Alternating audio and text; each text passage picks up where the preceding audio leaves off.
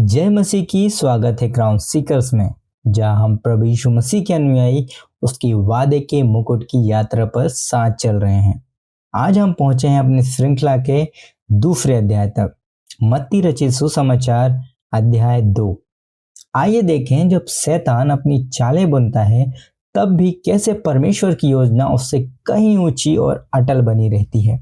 मत्ती अध्याय 2 में हम एक अद्भुत घटना देखते हैं।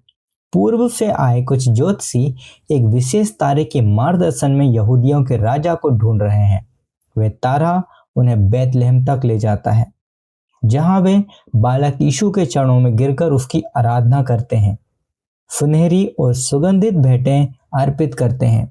पर उसी समय राजा हेरोदेस भयभीत हो उठता है। उसे लगता है कि जैसे कोई और उसके सिंहासन का उत्तराधारी बनने जा रहा है। उसका भय उसकी क्रूरता में बदल जाता है। वह उस बालक को नष्ट करने की योजना बनाता है। पर परमेश्वर, जो समय और घटनाओं का स्वामी है, यूसुफ को स्वप्न में सतर्क करता है, बालक और उसकी माता को लेकर मिस्र भाग जाओ। यूसुफ आज्ञाकारी होकर निकल पड़ता है, और जब हेरोदेस मर जाता है तब परमेश्वर फिर स्वप्न में कहता है, अब लौट आओ। इस प्रकार हर भविष्यवाणी पूरी होती है कि मिस्र से मैंने अपने पुत्र को बुलाया। ये अध्याय हमें एक अद्भुत सत्य दिखाता है।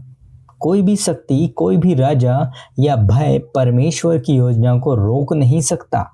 हेरोदेस की योजना डर, जलन और स्वार्थ से बनी थी, पर परमेश्वर की योजना उद्धार, शांति और अनंत प्रेम से बुनी थी। आज भी बहुत से लोग मसीह से डरते हैं, क्योंकि जब यीशु हमारे जीवन का राजा बनता है तो वह हमारे स्वार्थी सिंहासनों को हटा देता है। पर सच्ची शांति उसी क्षण आती है जब हम उसे अपने हृदय का राज सिंहासन सौंप देते हैं। इस अध्याय में यूसुफ की आज्ञाकारिता हमारे लिए एक उदाहरण है। उसने परिस्थितियों पर नहीं, परमेश्वर के वचन पर भरोसा किया। वह तुरंत उठा और उस दिशा में चला जहां परमेश्वर ने उसे भेजा। भले ही वह दिशा कठिन थी। कभी कभी जीवन हमें बैतलहम से मिस्र की ओर ले जाता है, मतलब कि आराम वाली जगह से एक अनजान प्रदेश में, एक अनजान जगह की ओर।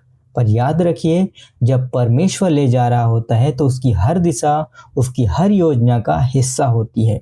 आपका मिस्र अस्थायी है, पर परमेश्वर की सुरक्षा और उसकी प्रतिज्ञा स्थायी है। मत्ती अध्याय 2 हमें बताता है कि परमेश्वर की योजना किसी राजा, भय, संकट या मानव चाल से नहीं रुकती। वह सर्वशक्तिमान है, और जो उसके हैं उन्हें वह सुरक्षित रखता है, हर तूफान में, हर यात्रा में। धन्यवाद क्राउन सीकर के साथ बने रहने के लिए। आशा है कि यह अध्याय आपके विश्वास को और मजबूत करे, आपकी आत्मिक यात्रा आगे बढ़ाते रहें। और याद रखें, जहां मसीह राजा है वहां उद्धार निश्चित है। जय मसीह की।